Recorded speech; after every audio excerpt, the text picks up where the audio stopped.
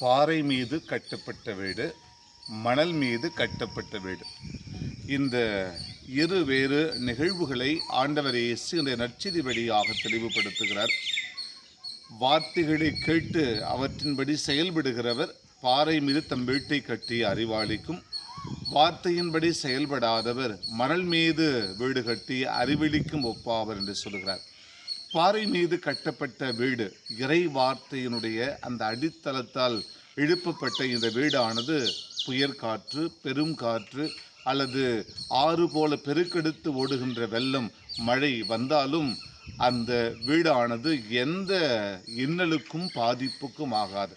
ஆனால் அதற்கு எதிர்மாறான நிலையிலே மணல் மீது கட்டப்பட்ட வீடானது அழிவை சந்திக்கும் என்று ஆண்டவர் இயேசு தெளிவுபடுத்துகிறார். நம்முடைய மனித வாழ்விலே பல நேரங்களிலே கடவுளுடைய வார்த்தைகளை நம்முடைய உள்ளத்தில் ஏற்று நாம் தியானிக்கிறோம், சிந்திக்கிறோம்.